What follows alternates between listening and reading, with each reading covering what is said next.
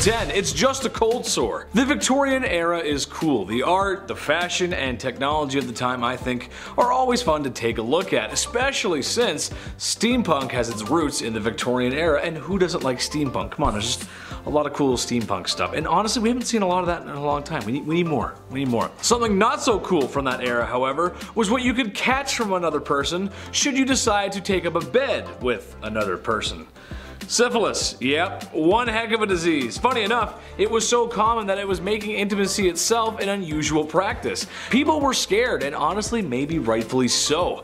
There's no cure, and if it progresses to its later stages back then, well, you go crazy. And then you end up being that guy that's always screaming in the streets. Every city has one. You know what I'm talking about. Number 9, the French letter. The issues of intimacy and its repercussions were becoming quite clear in the Victorian era. Something had to be done, as spending any amount of time in the brothels could have you shucking barnacles off your lower deck in the morning, if you know what I mean. Introducing the revolutionary new invention, prophylactics. For those that are college age, you might find it disturbing that these party favors weren't made of rubber or disposable. Yeah, hear me out. They were made of sheep's guts, and they had to be soaked first so they would become flexible. Because when you put these bad boys on, they had to be fastened on. It's not very good, not very attractive. Once the deed had been signed off on, the device was then washed and then hung up to dry like your dirty laundry. Once it was dry, it was placed in a small box for the next time. Because seeing your wife's ankles might make you feel a certain kind of way, and now you just have it ready to go. And number 8, the products of our sins. Having fun when the lights can be turned off is great. Who doesn't enjoy a little toe curling? Yeah? Except sometimes there's this crazy thing that can happen, where after 9 months, another human spawns in. Insane, right? I know. Well, back in the Victorian era, this phenomenon was happening, but only for married couples. As you have to be married, of course, or else a child would be born out of wedlock, which to people at the time was just the worst. Oh, I never. These stigmas were not favorable for women, as some preferred to avoid that kind of press by abandoning or straight up just unaliving their children. Horrible, just horrible times. Just another one of those good old wholesome times in history where we were treating women with the utmost respect and decency. Very nice. We were actually not very nice. Number 7, a good thing. If I'm talking about medieval times, there's a good chance I'm gonna bring up the super not cool, not fun, do not condone or support the behavior of marrying a woman at the age of 12. Yucky. In part 1, I mentioned that there was a ton of corners and streets being worked by the only other job besides street cleaners at 3 AM by women. However, after venereal disease was becoming a serious issue, it was getting pretty bad. It was becoming clear that a lot of people who were getting sick were young women, like 11 to 16 age group. Ooh. Which I shouldn't have to tell you is bad. That's pretty bad, dude. When I was 16, I was rocking Black Ops 2, hanging out with my buddies, and partying hard in the summer. I got a lot of good stories, maybe I'll share them one day. Catching all that nasty stuff is no way to spend your youth, so thank God the government changed the age of consent to 16 years old, which I know is not a solution for everything that was going on, but it was a small step forward in the right direction. That's what we like, good history, moving forward. We like that, Chetty likes. Number 6, job market. Ladies of the evening, women of the night. Women who make beds go bump in the night. They were everywhere in Victorian London, a lot. It's partially related to some of the points I previously mentioned. Now, I'm not here to say it's necessarily a bad thing. Personally, I don't think it is. As they say, it's the oldest profession in the book, with an estimated 80,000 women working in the night by the late 1890s. You'd have to be crazy to miss that. I mean, they were literally everywhere. With numbers like that, there's something for everyone and in varying price ranges, as they can be found in brothels or townhomes set up by the wealthy men for their mistresses, pretty much anywhere trouble likes to spawn. Even some artists took advantage of this by living with the gorgeous girls of the evening, as going behind closed doors with one was debatable, but becoming friends? Now that's a social transgression. Becoming friend, how dare you befriend the people of the night? Watch out, it may shock ya. Number 5 is shock treatment. When profit can be made off of insecurity, unsavory business flourishes. Victorians honed in on the man's moral weaknesses as a cause for erectile dysfunction, and impotence was thought to be caused by either too much sex and masturbation or not enough. So doctors took a few shocking routes, literally, such as galvanic baths or bathtubs filled with electrodes, which were supposed to restore sexual desire in an advertised 6 sessions. For a more direct approach, a thin rod with running electric current could be placed up into a man's urethra. Repeat that twice a week, about 5 minutes each time, and your little man should be ready to rumble. By the late 1800s, ads were running for electric belts aimed at weak men. They claimed to help cure kidney pain and sciatic nerve issues and backaches and headaches and nervous exhaustion, and of course, mainly their dysfunction. While today impotence is recognized as the result of physical or mental duress, age, or genetics, the belief that electric shock therapy is a useful cure for impotence still persists, and some studies have shown positive signs. See that, fellas? Don't knock it till you try it. Number 4, the first counterculture. The 1960s were a very important time for many different people. Black Americans were fighting for their rights, music went from holding hands to strawberry fields, if you know what I'm saying, and everything that your parents told you just kind of felt wrong. If you grew up then, you know what I mean. I know people like to make fun of hippies, but there was some good ideas there. Well, in 1890s England, they were sort of having the same thing happen. Obviously not as strong as a push as it was in the 60s, but still. Basically, after all the oppression towards bedroom relations, people began to open up. Not literally, just open up thinking wise. That's really gross, don't repeat that. There's only one way we all got here. Unless you're a test tube baby, of course. In that case, thank you for watching CT133576-2. To some historians, this makes sense. When you push and push for things to happen or ban, eventually people will push back, especially if it's something like bedroom time. Everybody likes a little bit of bedroom time. Valentine's Day wasn't too long ago. Remember that? It was good. It was fun. It was good fun. Number 3, hot Christmas. This is just so dumb. I'm just gonna go ahead and tell everyone at home right now not to do this, because I know some of you, and some of you are gonna be like, "Aw, thanks Chetty, that's cool." No, don't do it. I'm a doctor, a lawyer, and a firefighter. Basically, this was a super fun game that felt like something out of Johnny Knoxville's head, not Victorian families gathering at Christmas.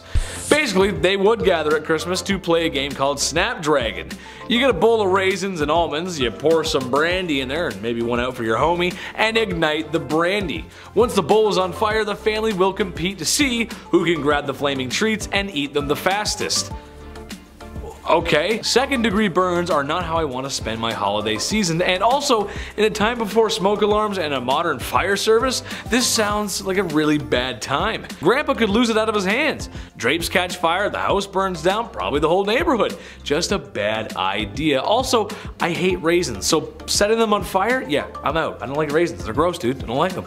Number 2, Queen Victoria. It seems old Blighty herself may have been a tad more promiscuous than you'd think a royal to be. Well, not with other men, but her husband, who in her diary claims to be the love of her life, which honestly is kind of sweet and romantic. That's nice. One thing that I find interesting, however, is that while lewd images were outlawed, the Queen may have commissioned a painting of herself that was quite risque for the time, to gift to her husband, of course. Hypocrisy much? I say lewd, but it was probably just in her loose-fitting clothes with maybe like an ankle showing or something. Still, unusual behavior for the Queen. I'll remember that for next time, Blight. I'll remember that. Number 1, Prince Albert. If you've ever stepped foot into a tattoo parlor, then you might know where I'm going with this. Prince Albert, the husband of Queen Victoria, had some controversy circulating his name. One, because he shares a name with another Prince Albert who was speculated to be Jack the Ripper, but also because of a very unique piercing. Go ahead and take a guess where that piercing is. Yeah, I didn't think so. As a man, if your anatomy could be described by an internet comedian using moderately funny euphemisms, then the piercing would go through your German army helmet. That makes sense, right? The horror. The absolute horror. It's rumored that he had one of these piercings. Did he? I'm not sure. But if it means anything to you, Nicholas II had a tattoo, so it's not completely out of the realm of possibility. Number 10. No calling, no gifts. This is a time in history when men were told to be gentlemen and women told to be ladies. Naturally, that came with some weird social practices. For instance, women were discouraged from accepting gifts from men. Personally, I like to give my girlfriend flowers and chocolate. I'm a classic guy, what can I say? Can't go wrong with that. However, even if a handsome silver-tongued devil such as myself were to give some flowers and the finest dark chocolate a 7-Eleven has to offer, and a most promising woman were to accept said gifts, she may not be able to call me back. Literally because, well, the phone isn't exactly a thing yet, and also because that's something else women were just discouraged from doing. Call on a man? No way, Jose, even if he is super nice and waiting for a genuine response. One etiquette guidebook from 1882 called any woman who calls on a man ill-bred and positively improper to do so. I like when people give me flowers and chocolate. Maybe call me sometimes, I'm a little lonely. Number 9. Act like a lady. How dare ladies do anything unladylike? Ugh, said every man ever in the Victorian era. This is a time in history when ladies gotta be ladylike. That means makeup, corsets, and don't you dare do anything masculine. Oh, that's me angry. This is still a time when food isn't the greatest either, so imagine if you got an upset tummy at the dinner table. Happens to me a lot. You've got a handsome prince that your parents have arranged for you to marry.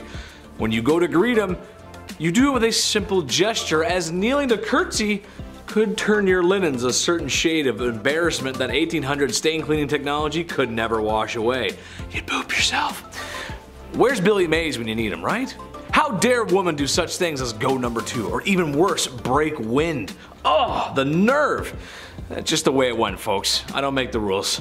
Number 8. Charged with love. Naturally, this was the past, and not being open to homosexuality was just the way it was. Especially when tucking yourself into bed at night alone wasn't allowed either. Homosexuality just wasn't gonna happen. They just weren't gonna be approved of it. It's just how it goes. It sucks. However, it's almost as if there's been love on this earth since day one, and to stop that kind of love, it's just silly, man. Wherever I go, everyone is welcome on this channel, or my Twitch. Chetty loves everyone, because in reality, this is a time period where you could wind up in jail for that kind of love. And as Austin Powers would say, that's just not very groovy, baby, yeah. Strangely enough, homosexual relationships between women might have been completely overlooked, as they were sometimes mistaken for women being friends. Yeah, I know. Some women even lived together, but given that they probably needed each other for financial support, people just kind of thought that's how it went, and they ignored it. It's like they live together, and you start putting the pieces together, and it's like, you know, I don't know, something weird going on there.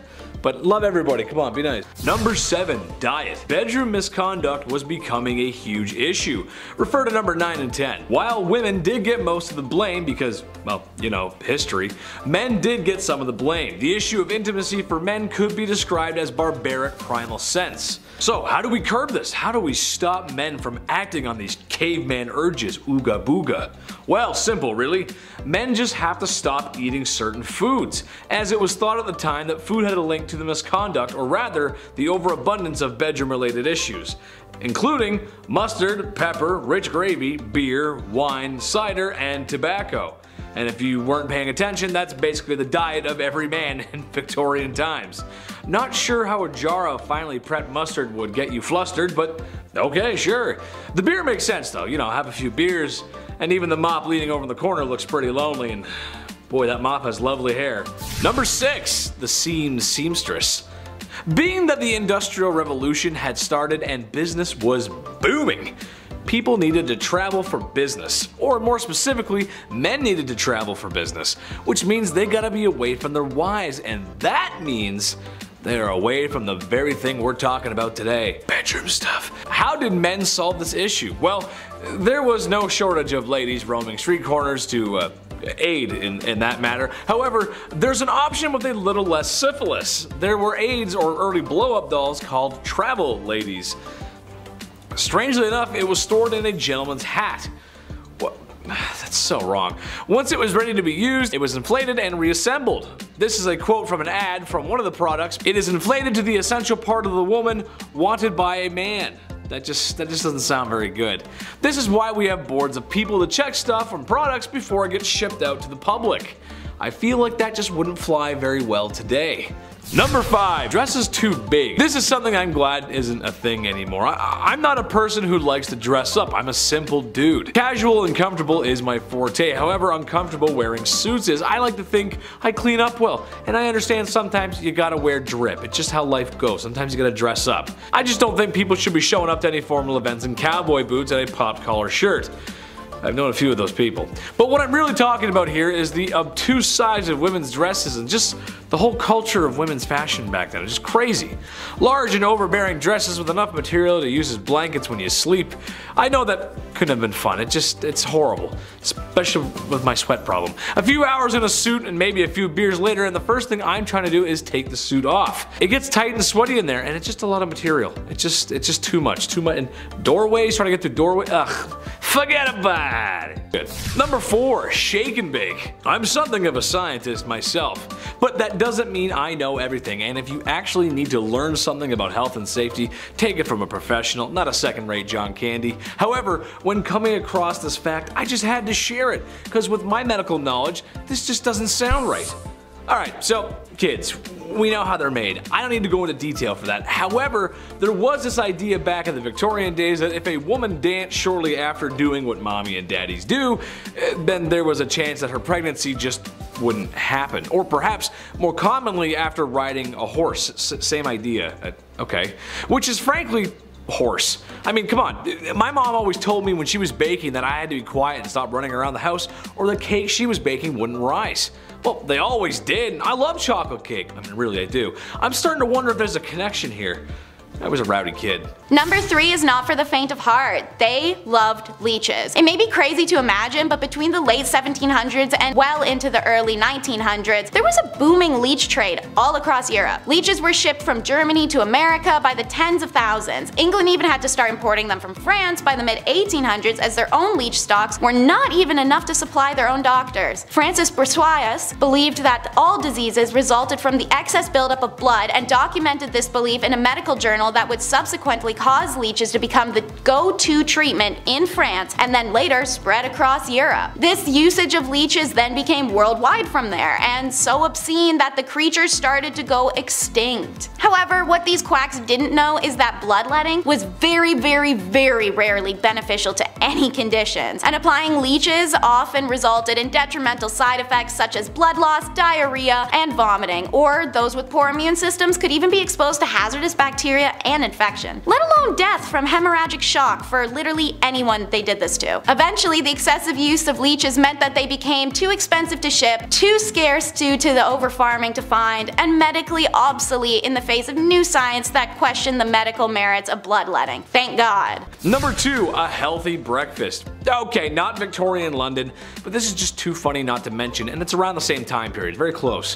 As the great minds of the time thought, self-pollution was a big no-no, and the reason for these urges was often related to food. Some thought eating meat would make you down bad, so a man named John Harvey Kellogg, you might have heard of him, aimed to cure the sickness of self-love. What if a man had a delicious, nutritious meal to eat, especially at the start of his day? Cornflakes by Kellogg's, the very same cereal that's probably sitting on top of your fridge, yeah, was partially originally designed to stop you from feeling those carnal urges. Now, not sure if that works. I mean, go ahead and tell me how you feel after eating a bowl of that. I had one this morning. I feel fine. I don't feel any different at all. I mean, I'm just, well, not really feeling the same about Pam Anderson anymore though. Number 1, rising action. This could get some married couples into some trouble if they're watching. So sorry. It's gonna be hard to talk about this without saying it because YouTube will send a stern letter if I do, but here it goes. The deed was not considered done unless both parties had signed off on it. Had their toes curled. Reaching the peak. Your magnum opus. The way I feel when I eat at McDonald's. DEFCON 1. Or simply mispronouncing organisms in health class. I feel like once you're involved, you're involved. And to me, that's a done deal. You can't really reverse it from that point on, regardless of any of my euphemisms, but that's what they thought. They thought if you both didn't climb that mountain together, it didn't happen. 'Cause science. Number 10 is chloroform the hiccups away. Nowadays we know a nasty case of hiccups is curable by just holding your breath or chugging a bunch of water. But if this was 1899, you'd be prescribed chloroform. Known by many as the mysterious liquid on the rag placed over someone's face to make them faint in many period pieces or cartoons, chloroform gained popularity after Queen Victoria demanded its usage during her labor in 1853, after having been denied it in her previous labors. By taking these lengths to reduce the annoyance of hiccups, your vital organs may pay a steep price. Chloroform has the potential to damage the nervous system, lungs, and trachea, as well as the liver and kidney when exposed long term. This is just one of many medical remedies that we'll be covering from the first Merrick Manual of Diagnosis and Therapy, the oldest continuously published English language medical textbook. All the quack treatments in our list today used to be found in this mass encyclopedia. For instance, number 9 in our countdown is smoke inhalation for asthma and other lung conditions. This may be one of the more counterintuitive remedies on our list, as it's easy to see now that smoke is not beneficial for asthma at all. Through the late 19th and into the next, however, inhaling smoke or smoke, as well as stramonium, a hallucination-inducing nightshade, as well as lobelia, known for its sedative properties, were popular treatments for asthmatics. Asthma is caused when your airways can narrow or swell while producing excess mucus. Smoking, meanwhile, has been shown to eventually reduce the number of cilia, the lungs' filaments which help transport mucus into the lungs, which only leads to the worsening of asthma symptoms. This wasn't the only weird tobacco smoke belief, however. In 1872, an English newspaper talked of tobacco smoke enemas, which even reported that hundreds of lives might have been spared by the tobacco smoke enema. Okay. Weird enough. Plasters, no, not the British word for band-aids, is number 8. This medical treatment was said to have sucked the badness out of a person. They were like a nicotine patch, made up of a thin layer sheet of wax as well as leather, and it was able to stick onto the skin. In the wax, there were remedies such as lead, opium, frankincense, tobacco, etc. This mix would be applied while still warm to ensure the adhesion of the plaster. Plasters were sold to anyone of any age and came in many different shapes and sizes so that they may be applied to different areas. What were they used for? Everything. Cough, cold, period pain, organ failure, alcoholism, headache, the list can go on forever. Seeing as they wanted the patch to pull as much badness from the body as possible, these patches could be left on for 2 days to 2 weeks to forever. Without washing, of course. Naturally, these patches trapped in a lot of moisture that could cause infections, blisters, rashes, and hives underneath, especially once the patch is removed and the skin is finally exposed to air. Number 7. Calf ear appetizers. This one goes out to all the folks who like their steak well done, as this may be too much to stomach. Given the way food was prepped and handled back then, I would agree with most folks that cooking the devil out of your meat was probably just the safer bet. Sucks for me because I like my steak rare as you can make it. Blue, almost, honestly. I love it like that. I am also willing to bet that most of you folks who like your steak well done aren't a big fan of fat and gristle. I also love fat and gristle. I just like meat, what can I say? What I'm getting to is calf ear appetizers. Yes, cooked calf ears, which I'm pretty sure are just like pure cartilage. Higher class women could often find themselves at parties where they would serve up this chewy delight. You'd probably just be chewing on that for a while. I feel like most people wouldn't like that.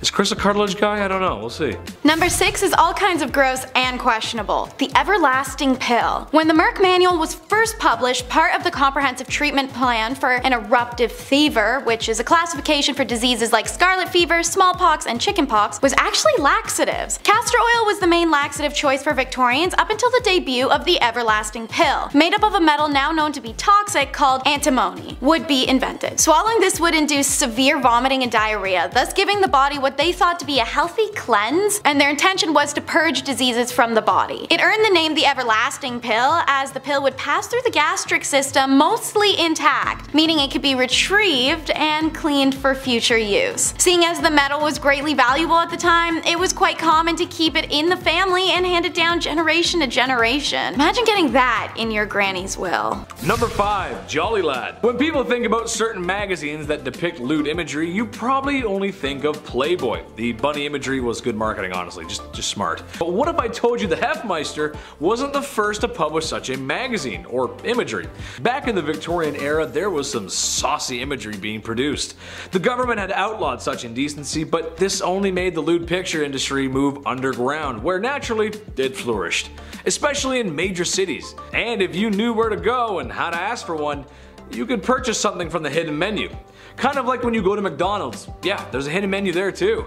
Google it and see for yourself. I'd repeat what my favorite one is, but I would be in trouble from the YouTube gods. And I've been treading on thin ice this whole video, so... Speaking of electrocuting genitals, you can't tell me that didn't happen at least once with the first electric vibrators, which is number 4 in our countdown. Female hysteria became a diagnosable medical condition way back in medieval times when the concept of a wandering uterus, when a discontented or displaced uterus would cause a woman ill health, was first coined. Believed to have symptoms such as irritability, insomnia, fainting, anxiety, menstruation, or horniness, pretty much every woman showed these symptoms. Hysteria was pretty common. Doctors cure hysterical paroxysm, an orgasm. For hundreds of years leading up to this invention, doctors were manually administering pelvic massages to women to achieve the necessary cure. But all that wrist work added up over time and doctors needed a break. So cue Dr. Joseph Mortimer Granville. He created an electric steam-powered electromechanical medical instrument, nicknamed the manipulator. The device allowed women to give themselves home massages to cure their wandering wombs and giving doctors the well-deserved break they needed. A questionable cure for a very questionable diagnosis. Number 3.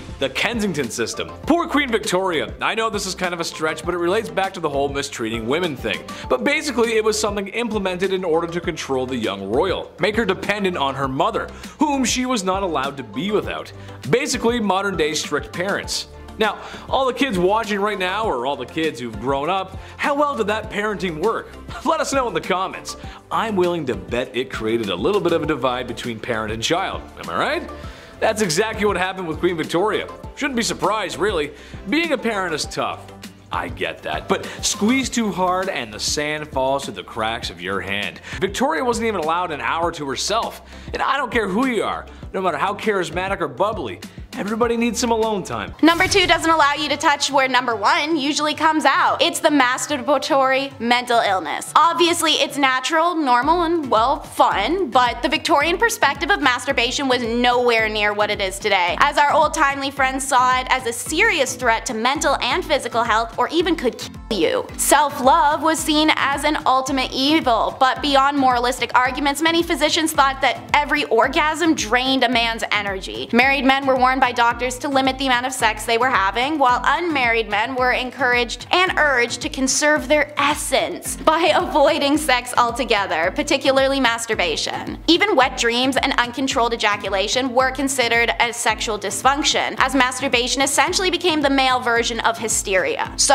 how did you treat this condition? Men had to stop masturbating. Fear and shame campaigns did what they do best and stimulated the market to provide quick quack remedies. They came in the form of anti-masturbation devices that looked like torture chambers. Most popular was the juggum, which was a metal ring attached around the base of a man's, and then screwed on. If he was to become erect at any point, whether awake or asleep, the now inflated skin would make contact with sharp metal teeth that would dig in. Like I said, most popular. Consider how much worse these other options were for that to be the primo choice. A spermatic truss was essentially the first jock strap, but meant for every day. And the Bowden device fastened a little metal helmet to the end of a man's member that bound up into his pubic hair so that it would be ripped out should he become erect. I'm more than happy to keep going, but I'm sure more than enough people are wincing right now. Keep in mind, while these men were going through this to avoid masturbation, women were being prescribed it as a cure.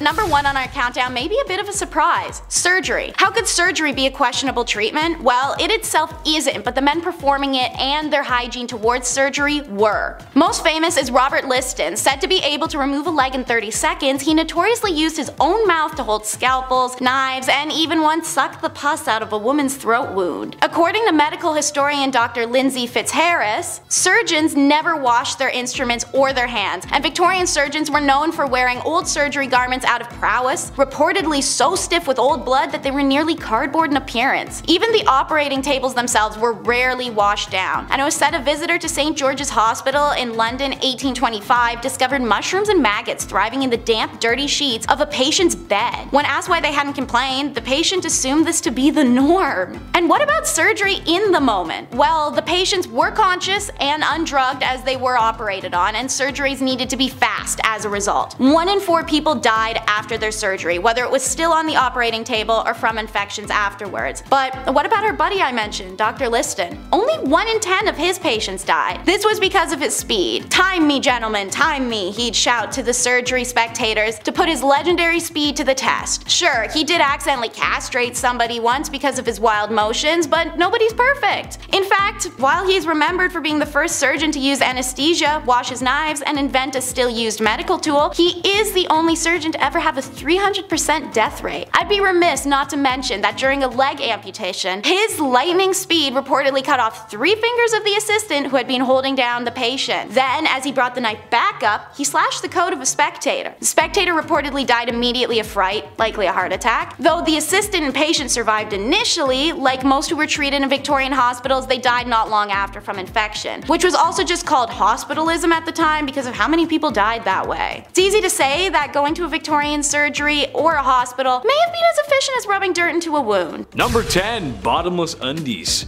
I think I speak for everyone when I say that putting on a clean, fresh pair of underwear is a nice feeling.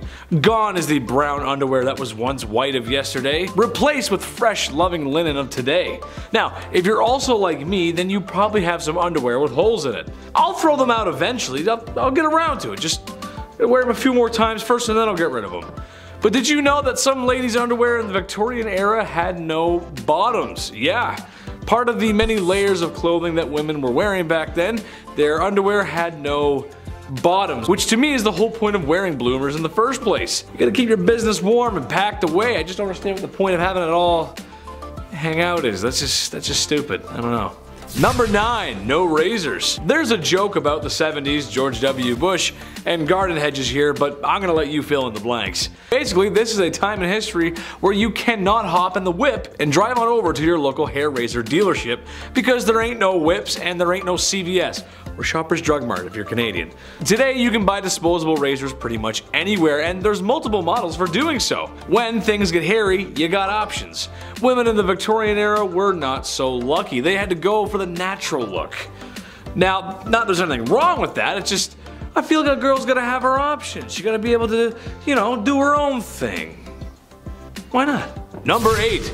The dirty Thames. When you think of Victorian England and the people, there's only really 2 classes, the wealthy and the ones who are broke and sound like they're from Peaky Blinders, love. Yeah, that's right.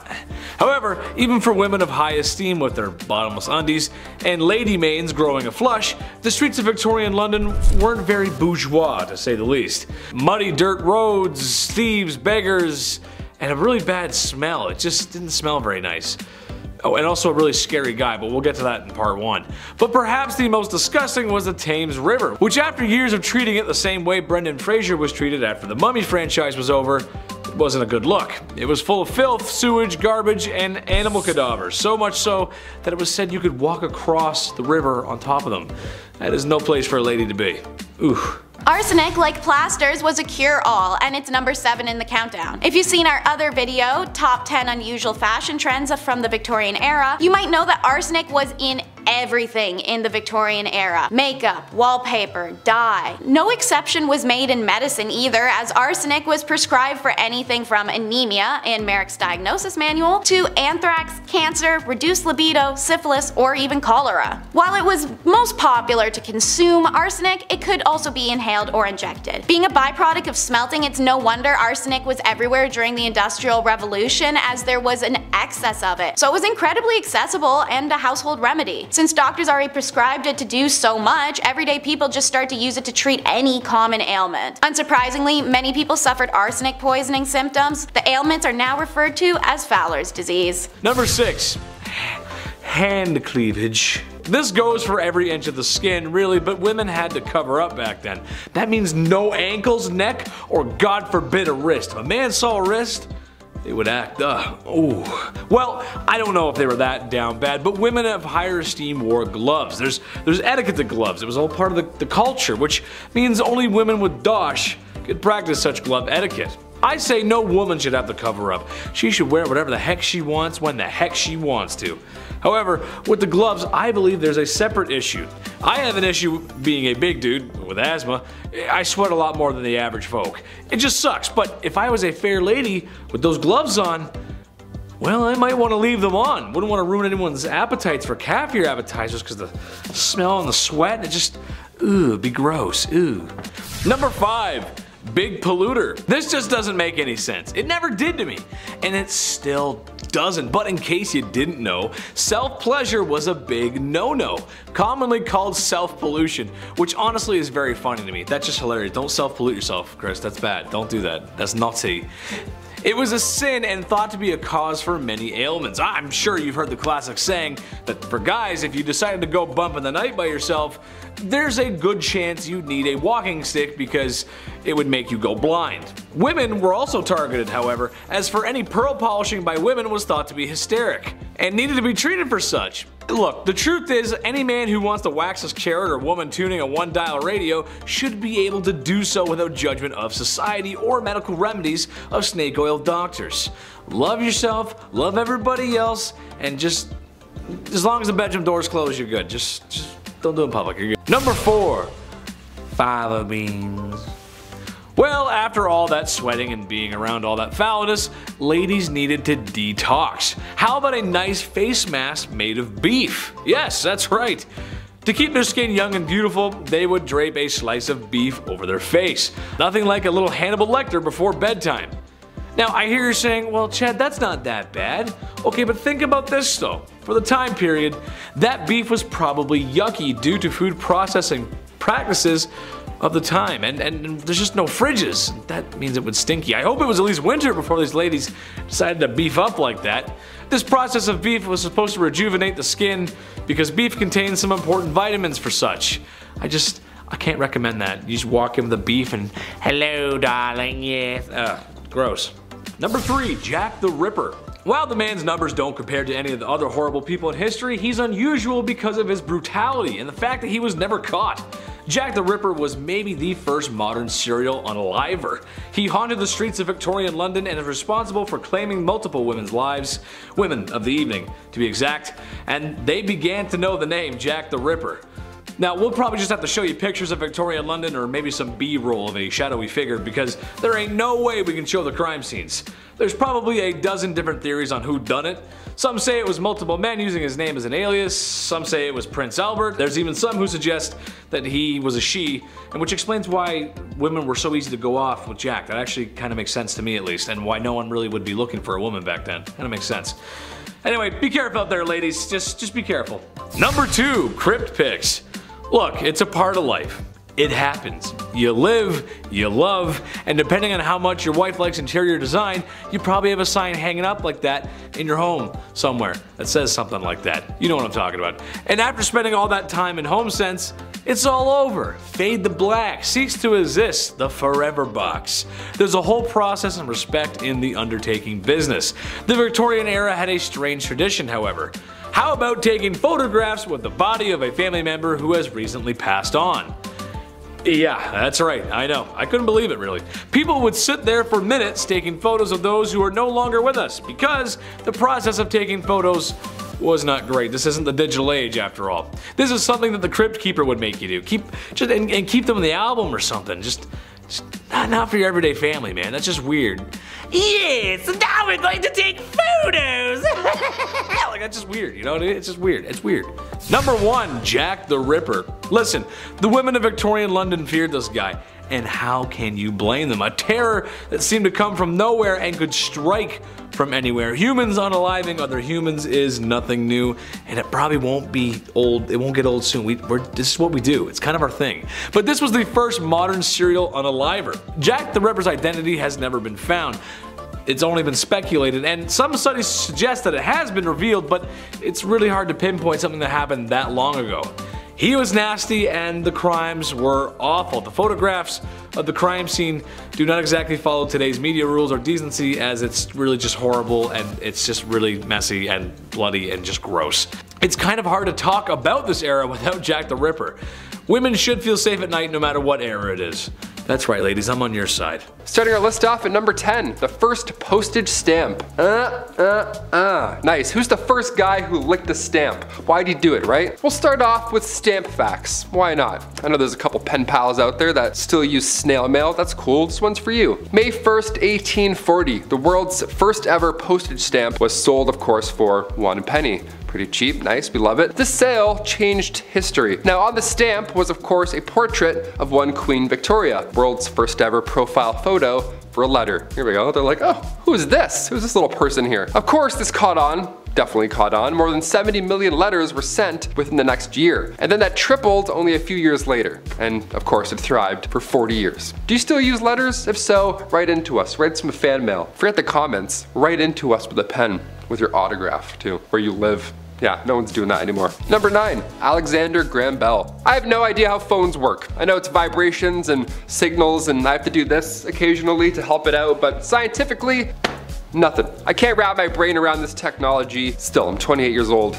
and I have YouTube. Couldn't tell you. If I was sent back in time right now, I wouldn't beat Alexander Graham Bell. I would just watch him and wouldn't change history one bit. Guy's a wizard. On March 7th, 1876, Alexander Graham Bell received a patent on his invention, the telephone, and just 3 days later, he made it work. Somehow. The world's first phone call was of course to his assistant, Thomas Watson. Now I'm from the generation that had T9 and I thought that was bad. I also didn't have that, one of these where you have to like go around and around a bunch of times. T9 was way worse than anything. You have to Morse code message all your friends. Ugh, we have it too easy today. Never forget about Alexander Graham Bell. Hit that thumbs up on your smartphone for Alexander Graham Bell.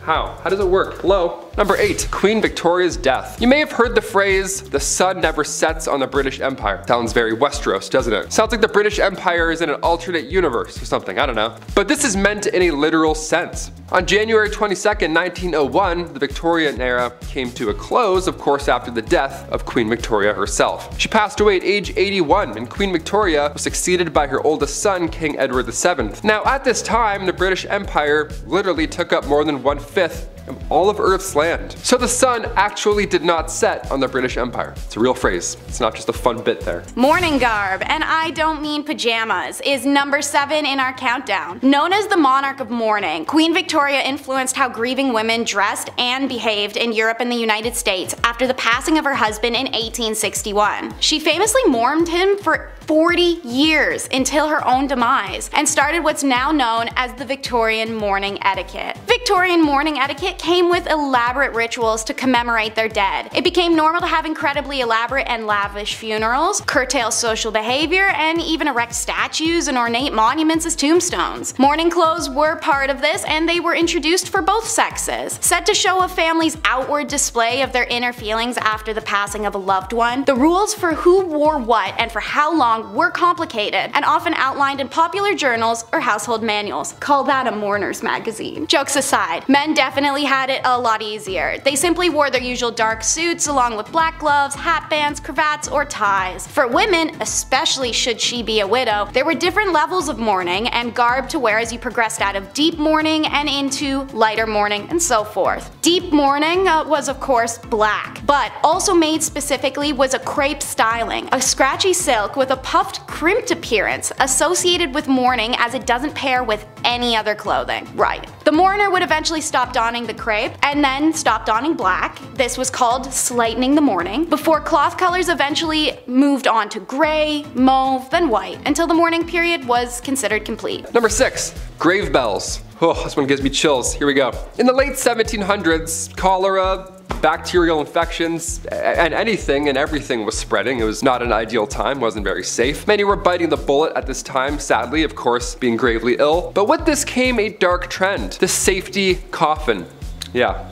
Just a backup coffin. These coffins, Lord forbid you are buried alive, these safety coffins would allow the dead to rise again. Nice, like it's Michael Jackson's Thriller. They would just come out and be like, oh, guess who's back? Back in the Thames, here we go. All these coffins have extra comfort on the inside and a wire. This wire ran through the coffin and then attached to a bell on the outside on the, ground floor. So if a passerby heard it, well, they would know something's up. Folks would get creative with their safety coffins. I mean, they'd personalize it. Like for example, a man named Robert Robinson from Manchester. He passed in 1791, but instructed his family and watchmen to open this special door that would reveal a layer of glass. So That's real haunting to find. Hey, come look at Grandpa. Yeah, he looks good, eh? Patent number 81,437. It was actually granted to Franz Vester in 1868, and it was an improved burial case. Just a glass case with someone who may or may not be alive inside. 50-50. It had an air inlet, a ladder, and of course, a bell. The description of the patent says, if too weak to ascend by the ladder, they can ring the bell, giving the desired alarm for help and thus save themselves from premature death by being buried alive. So now I ask you, if you're walking in a graveyard and you heard a bell ringing,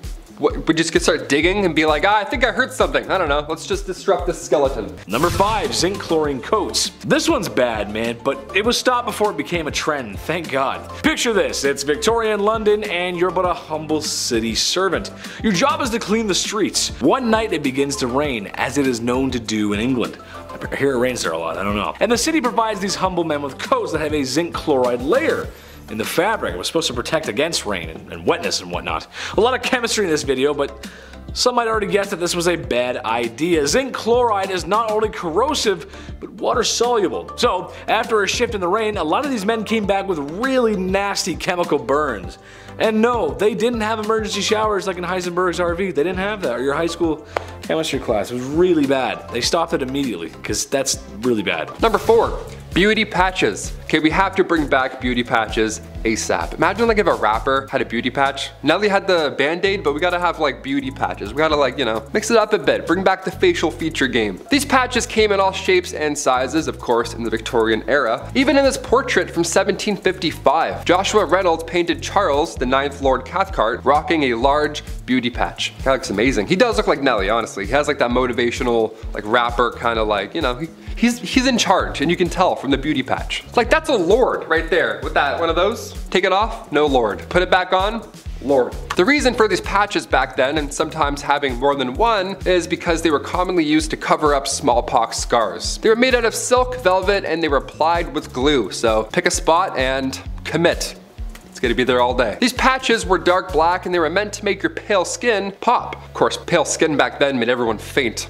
Pale skin and long shoes, everyone was losing their minds. The position of these patches could also determine your political allegiance. How funny is that? Historian Joseph Addison took note of these positions when he observed two parties from the 1800s. Now, one party had patches on the right side and the other had the opposite. It's pretty amazing. It's a pretty easy way to flip jerseys, right? The other team starts winning, you're like, you know what? Check it out. Now I'm on this side. Prove it. Number 3, the Kensington system. This was horrible. Queen Victoria was brought up under the Kensington system, which if you haven't heard of before is awful. I was grounded more often than not growing up, I'll admit, you know, I was the youngest of 3, so I tried some shady stuff every now and then, but this is another level. At least I could go to the washroom without supervision, you know what I mean? Yeah, buckle up. Victoria's mother, Duchess Victoria of Kent, she created this Kensington system to control her daughter. She literally isolated the child from friends, family members, anybody, everybody, you name it. Her mother would monitor her every action on top of this, including who she can see or speak to, if there were any of those people at some point. Victoria only had 2 playmates growing up her entire life. She had her half-sister, Princess Feodora of Leningen, and then the Duchess attendant, Sir John Conroy, his daughter, Victoria. I mean, I had like 4 friends growing up, you know, maybe 5 and a half, but this is just cruel. This is just unfair. Especially with a royalty too, you'd think you can have more things. No, less. She shared a room with her mother until she was a queen. That entire time, she literally couldn't walk down the hallway alone. Victoria has reflected on her childhood, and yeah, in case you're wondering, she hates John Conroy. She referred to him as a demon incarnate, so she's got the words. Number 2, Jack the Ripper. Unidentified to this day. Who is he? How did he get away with it? And also, when are we gonna see a Netflix documentary on this guy? We have everybody else in this multiverse of killers. Where's this guy? Gonna complete the image. Well, it's because we didn't find him. Jack the Ripper was active in the East London neighborhoods primarily, and sadly, he would target sex workers at the time. He famously took the lives of 5 women from August to November of 1888, and they were believed to have been connected to Jack the Ripper, although some sources claim that he was active until 1891.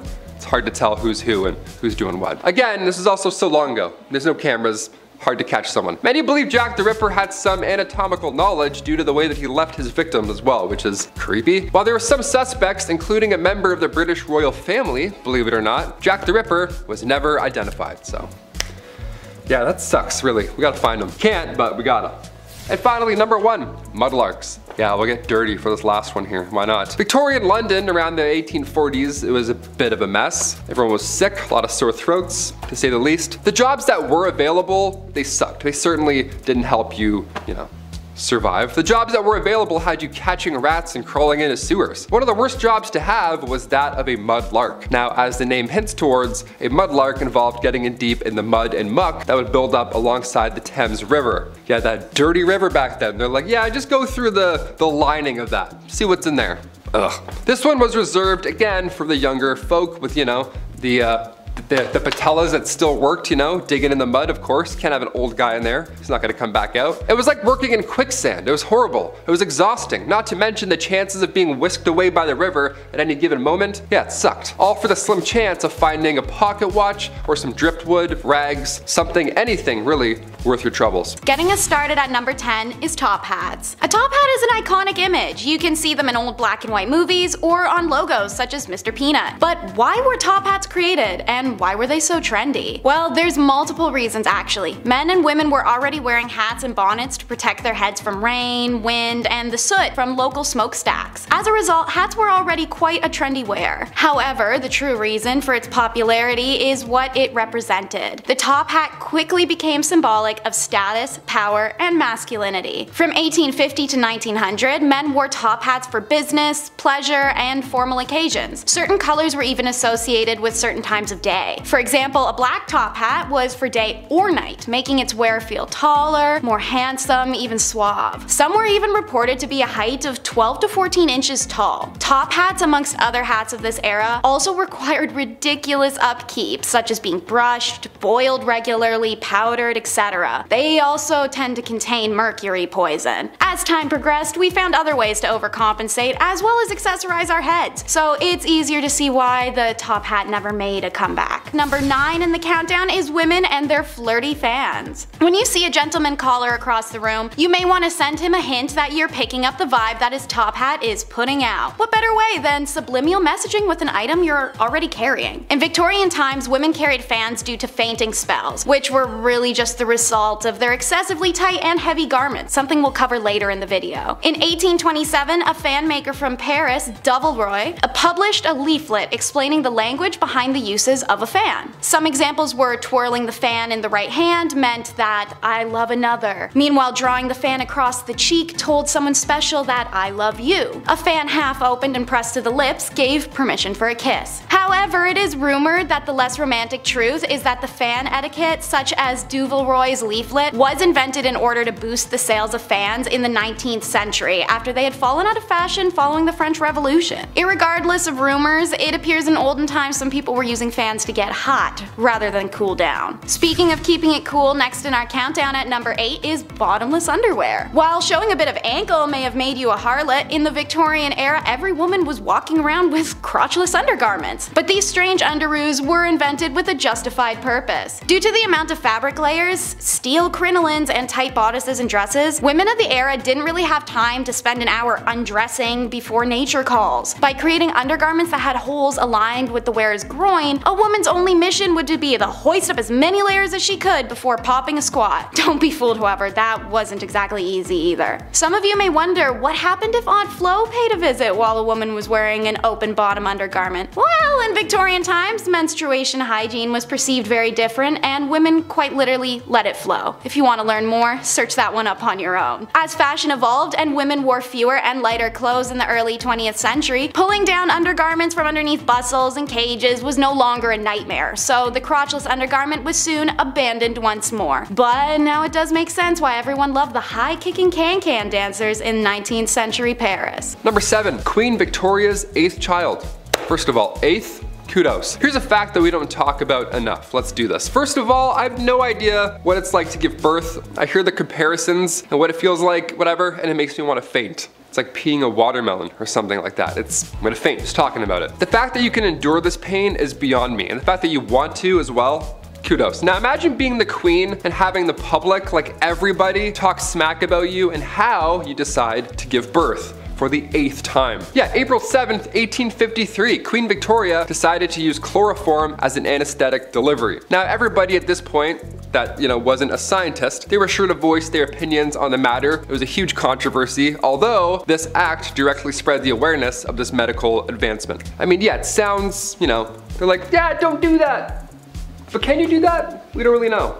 We're eating bread. Number 6 in our countdown is the human hair wearers. Fun because it rhymes, but creepy for a whole slew of reasons. So, what do I mean by human hair wearers? Well, it was a tradition in Victorian era to don jewelry that had segments of human hair embossed, woven, or sealed into it. But for many Victorian people, the amount of hair involved in remembering loved ones went far beyond a little lock in a necklace. In stores and women's magazines, you could find patterns for wreaths made of hair and wire, often floral designs. Bracelets, brooches, earrings, and necklaces were also all very common. In its prime, human hair jewelry and decor was considered incredibly fashionable. It's even said that swapping locks of hair was a love token between women loving women or friends, the way that girls today might wear friendship bracelets with each other. I guess if you need a trim and you were already late on a birthday gift, you could really just kill 2 birds with 1 stone. Plus, number 5, the hobble skirt.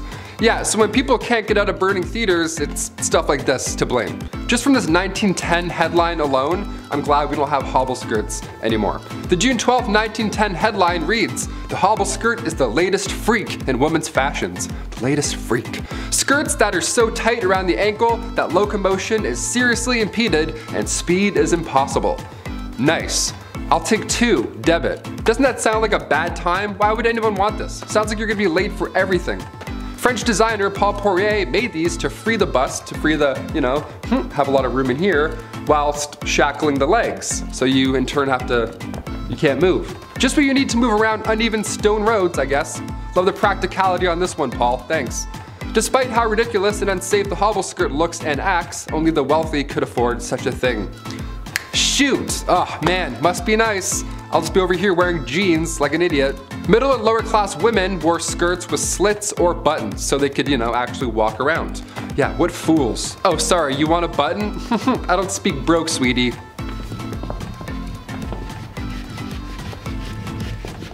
Number 4 is the casual ball gown. One of the most notable shifts in Victorian time was that fashion began to be differentiated by gender rather than class. This reflected the changing roles of women in society. And let me say, every part of Victorian women's fashion seems tortuous. You start your day layering on long, crotchless underwear and tunics before strapping a metal cage to your waist. You then wear an average of 6 skirts over that, alongside bodices and corsets that would forever change the placement of your organs and potentially even suffocate you to death. The reported average weight of a Victorian dress when fully on could be anywhere between 14 and 22 pounds. But the risk doesn't end there. In fact, it was everywhere. It was estimated that between the 1850s and 1860s, 3,000 women in England died from their crinolines catching fire, as airy fabrics and hoop-supported skirts also allowed for plenty of air to circulate beneath a dress, which could also make a small flame grow out of control in seconds. In 1864, the New York Times reported that 40,000 women worldwide perished from dress-related fires. Another common occurrence was to see them pulled into machinery after walking too close and having some of the skirts catch in exposed parts. Yikes. It's no wonder that the large ball gown crinolines phased out in the late 1800s, but then bustles came in and they were worse in different ways. While more practical as it was slim on the sides and the front, it required women to sacrifice movement and comfort in order to achieve a fashionable shape like the corset did. They began to alter women's spines, ribs, and organs over time, as they required women to twist their bodies completely in order to be able to sit down. Overall, while movies and TV may make these beautiful gowns seem whimsical and ethereal, they truly were just death traps. Number 3, radium makeup.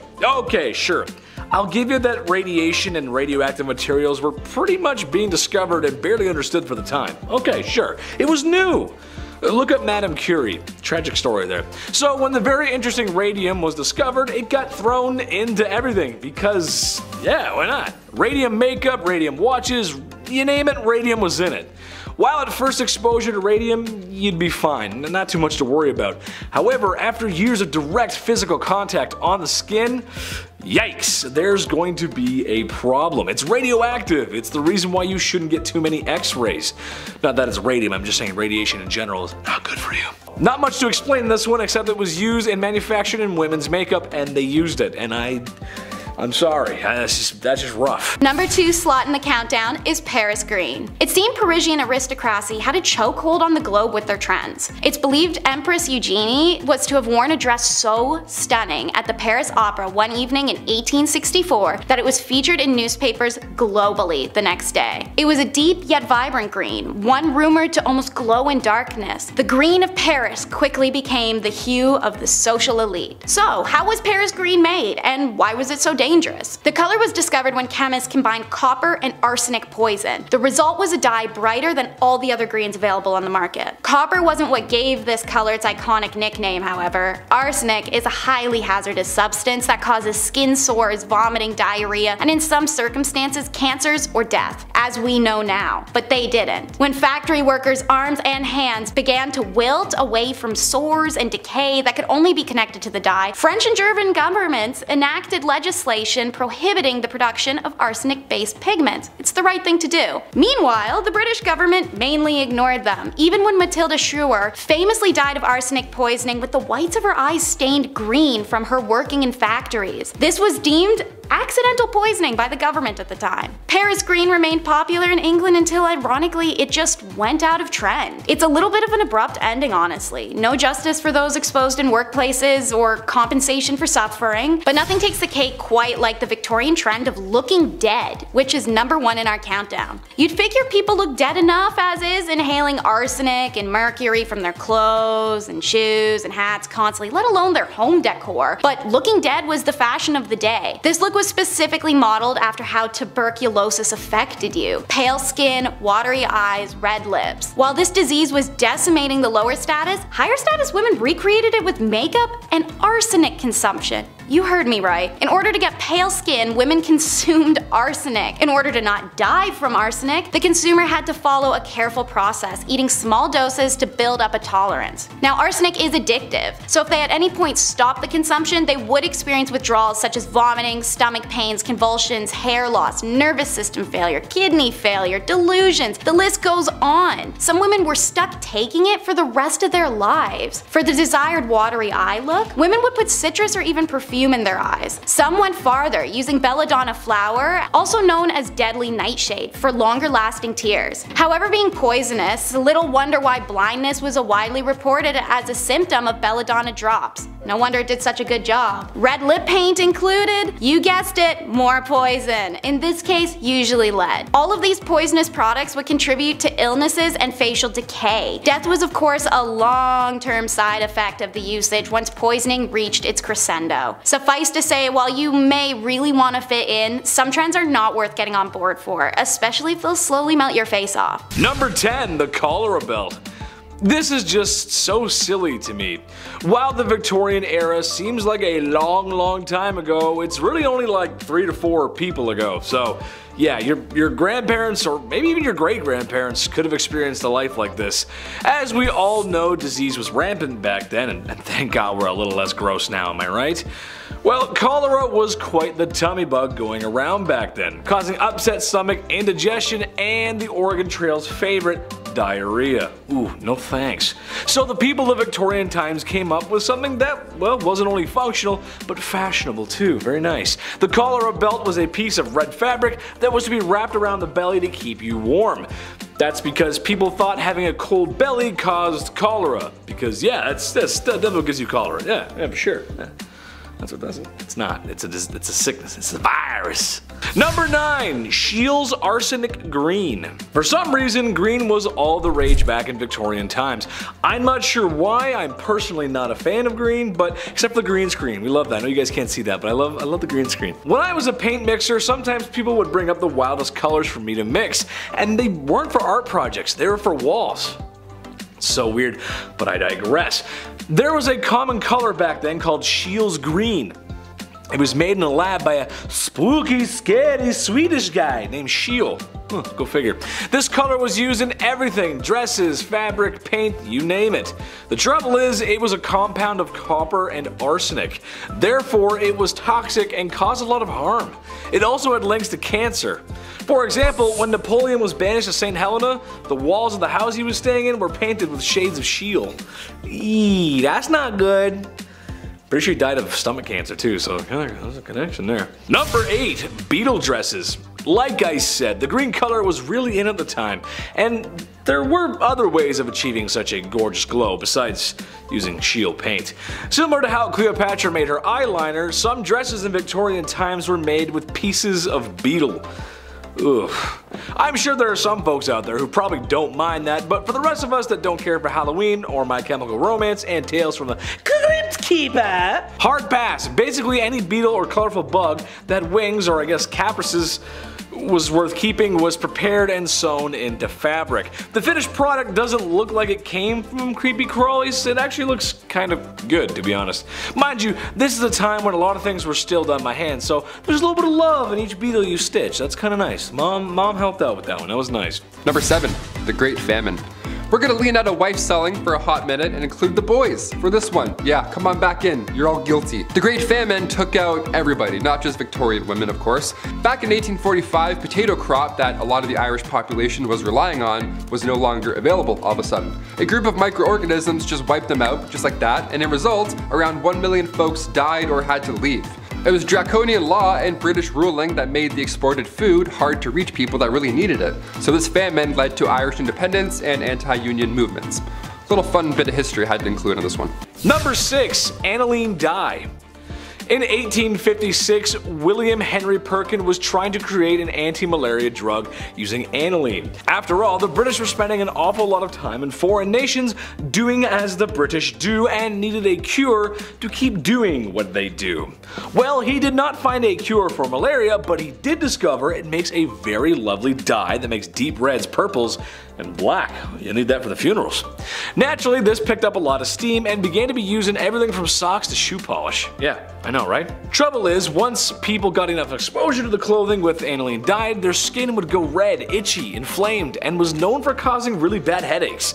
That's because it would absorb to their skin and poison their blood. That sounds pretty actually, I don't want that. Number 5. Gym day. Believe it or not, they were around 200 gyms all across Europe during Victorian times. Dudes were getting shredded. Why not? They're like, hey, we don't have dinner, but might as well just work out. These gyms weren't bright, they weren't open, they weren't well ventilated, motivating, safe, none of those things that you need today. No, Victorian gyms were reserved for the upper class. Yes, of course, grab your pocket watch and your blazer, Ezekiel. We're doing some bench pressing today, I guess. Yeah, grab your monocle, for sure, you're gonna need that. These machines also, they were not ideal to work out. They were designed as antiques first, rather than, you know, their fitness purpose and safety purpose also. Like, half these look like saw traps. There's no way I'm gonna be bending my arm around any of these Victorian devices. Even the machines today at the gym, I'm like, no way, no thank you. Weak gang, here we go. Number 4, asbestos fabrics. Chris will like this, he'll remember these. Picture this, it's 2004. It's Saturday afternoon and your dad just got finished watching an episode of Trucks. Nice. And now you have control over the TV remote. Saturday morning cartoons, here we come. I used to love the Kirby Show, he's one of my favorites. Love that guy. But just before you change the channel, there's a commercial with an old man who looks very concerned. And he says, have you been affected by mesothelioma and or because of exposure to asbestos? Then you may be qualified for compensation. I believe it went something like that. Maybe I should call Saul Goodman. Where's he when you need him? All jokes aside, those commercials were not joking. They weren't joking around at all because it's been known asbestos was very harmful for a long time. So yeah, it was pretty bad. Victorian times were no different. Mostly used in things to protect from heat or fire, and while it did do the job somewhat, it was very harmful for the lungs, and like the old man says in the commercial, it could be cancerous, hence mesothelioma. I said it right there. I said it the first time when I was impersonating him, and now I can't say it. Mesothelioma. There it is, mesothelioma. Number 3 in the countdown is bird brained. I enjoy my puns, but there's a reason for that one. This trend was started by the notorious Marie Antoinette, a rebel in the French courts for her outlandish fashion and accessories. Amongst her pile of powdered curls, Marie was often seen with feathered caps and bonnets. While this look became an envy for women across America and Europe, the trend did struggle to take off initially as much of the aristocracy was perturbed by it. However, a trend is a trend, and eventually the English society was persuaded. They donned mainly ostrich, pheasant, or peacock feathers at first. Eventually entire songbirds were stuffed after their death and adorned these hats. By the late 1800s, the plume trade had decimated several species of birds, including flamingos, birds of paradise, and rosy spoonbirds. Topping the endangered list were the snowy and great egrets, as at one point their pure white feathers were worth more than gold. Promoters of the feather trade knew what they were doing and also knew that the public didn't understand the carnage that their fashion was sieging on these animals. They held that wearing feathers and whole birds brought city dwellers closer to nature, that it improved people's awareness and knowledge of bird species. Thankfully, it's due to the inevitable public awareness and then disapproval that bird hat sales diminished and went out of trend altogether. Number 2, mercury hats. Mercury was nothing new in the medical field in Victorian times. It had been used in ancient China for a long time before that. And yes, it was poisonous. It was harmful too. However, in Victorian times, some hats included mercury in their production process. Now, why is that so bad? Well, because mercury makes you go insane. Hence why they called it Mad Hatter's disease. I could not think of a worse name for a disease. Now, not that it's a fashion point, but this was also readily used for treating syphilis at the time.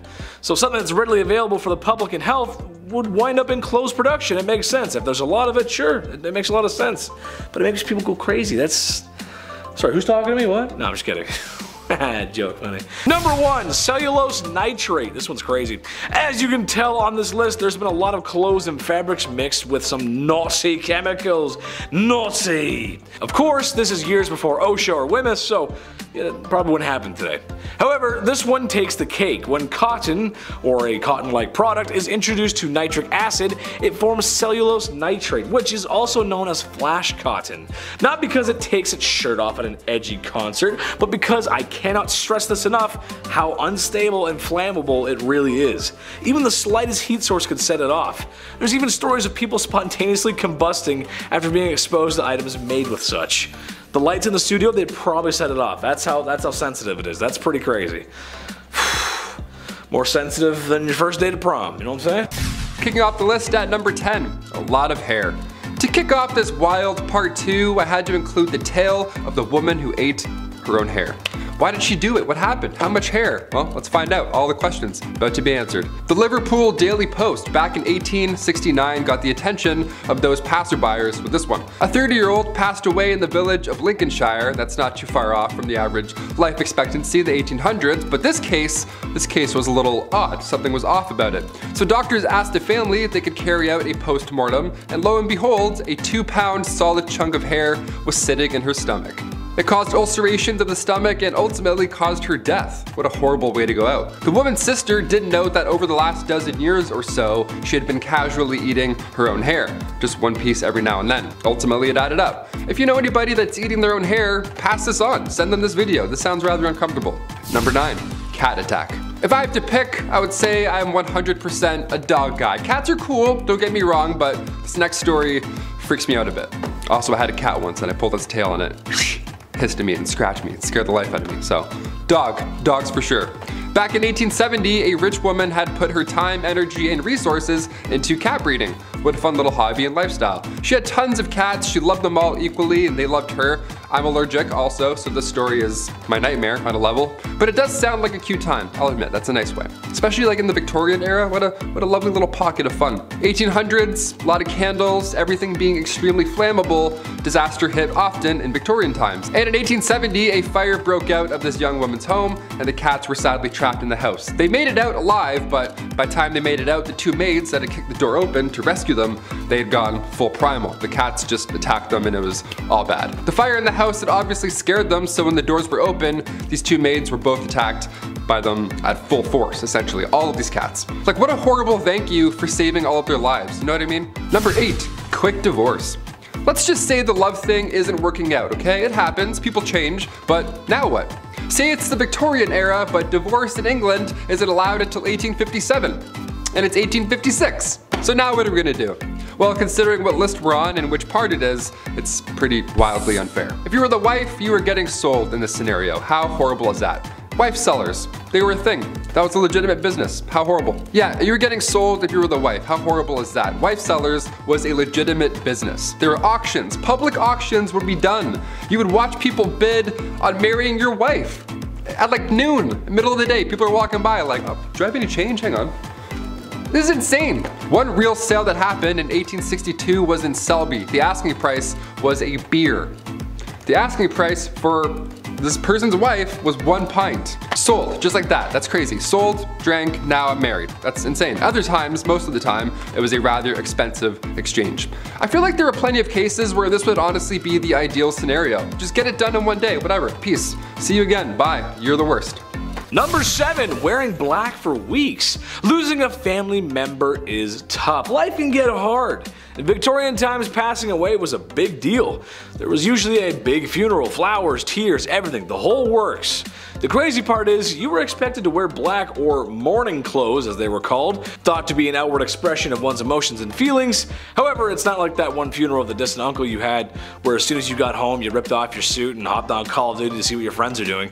Oh, on the contrary, my ninja diffusing friends, because in Victorian times, your search and destroy matches would require you to wear those black mourning clothes for a long time.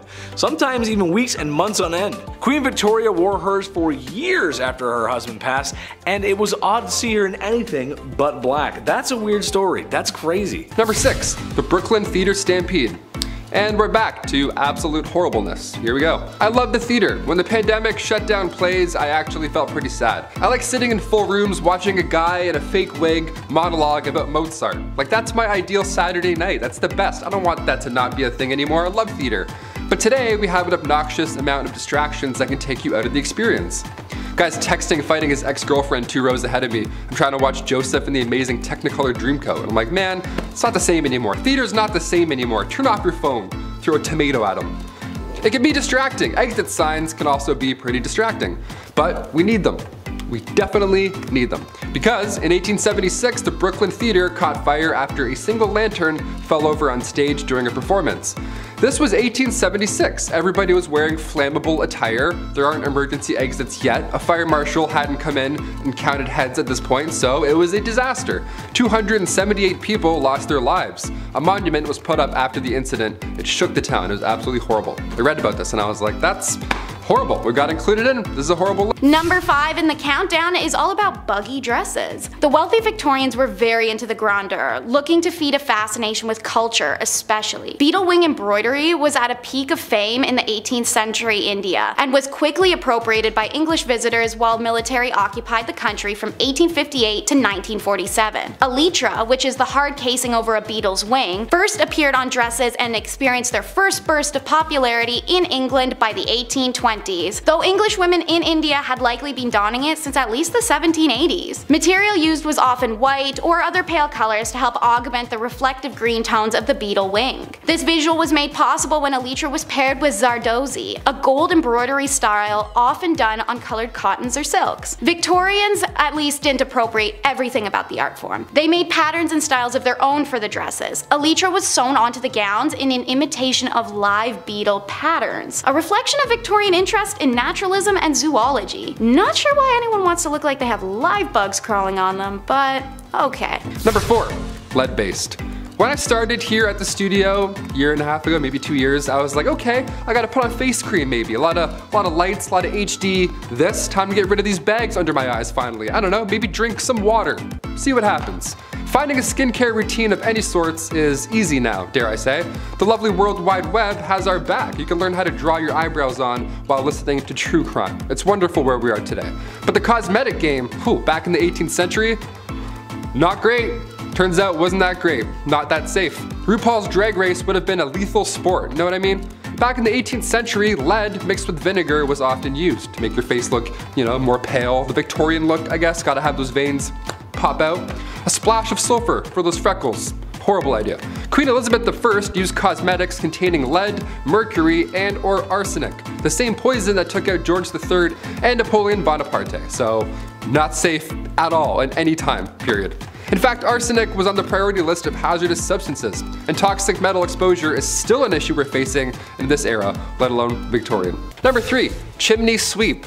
Terrible jobs, here we go. I remember when I was younger, I had to sweep the chimney in the house, and I loved it. I thought it was cool. I thought it was like a little safety, like secret room. I don't know. It wasn't safe at all, actually. It was just a dirty room. Had a little broom too. I always loved using that little broom. Little tiny sweeps, one at a time. Little tiny bag to go along with it, so gentle. This was a terrible job to have in Victorian London, obviously. Chimney sweeps were famously young as well. I can't say anything else there, but these guys were young lads. History is horrible. Maybe that's why I was doing it, right? Because I could fit inside of the thing. That makes sense. 1840 was a good year, all things considered. A law was passed that made it illegal for anybody under the age of 21 to climb in and clean a chimney. I was 18 cleaning my chimney. I had no idea. I could have used this great law and got out of the whole chore. Shame. Number 2, arsenic dresses. If looks could kill, literally. You've heard of arsenic and old lace at some point, but what exactly are we talking about? Back in 1861, a poet by the name of Henry Wadsworth Longfellow, real name, his wife, Fanny, also real name, her dress caught on fire and her burns were so bad that of course she sadly didn't survive. But this was sadly common in Victorian days. Puffy dresses, open candles, as we heard earlier. These dresses back then, they were flammable as is, but some of them were made with literal poison. Some of them had arsenic made to have that like green look, like the real arsenic green look. It wasn't just in clothing either. Back in 1861, an artificial flower maker named Matilda Schurer used green arsenic laced powder, and her fingernails had turned green and green foam started coming out of her mouth, and it was just a horrible way to go out. Arsenic is not supposed to be inhaled, let alone worn. Although yeah, it did look nice for a hot minute. Not worth it. And finally, number 1, Queen Victoria's threats. Being the queen and all, and we're talking about the Victorian era, I figured we'd end with this one. Being the queen and all, a security team is always needed, and during her reign, there were multiple attempts to harm the young queen. The first attack was back in 1840. It was an 18-year-old man named Edward Oxford, and he fired towards the queen's carriage, but obviously and luckily missed. But when Edward was accused of high treason, he was actually found not guilty due to insanity. Then a couple years later, in 1842, it happened again. This time 2 men fired at her. They were found guilty. In 1849, her carriage was attacked by William Hamilton. In 1850, as the carriage was passing the gates of Buckingham Palace, Robert Pate, a retired soldier, ran up and hit her with his cane. Victoria was okay, thankfully, but of course, she was shook. Then again in 1842, 1849, and 1872, attempt after attempt. But then things got a little worse. If you haven't heard of Boy Jones or anything that happened here, I saved it for last because it's extremely unsettling. A teenager stalked the queen back in 1838 until 1841. Edward Jones, aka Boy Jones. This guy somehow managed to break into Buckingham Palace more than once. It was some Assassin's Creed type stuff. He just knew some back way, he climbed some window or whatever. The guy just knew a route in, so he would break in and would more often than not just hide under the queen's sofa. He would sit on her throne sometimes, and one of the worst things ever, he would go through her drawers and like go through her clothes and stuff. It was creepy. He would steal her clothes until eventually and thankfully he got caught. Of all the things you can do, of all the crimes you want to commit in the Victorian era, you're gonna go hide under a couch for 5 years? Okay, I'm glad he got caught, but just so weird. What a weird ending.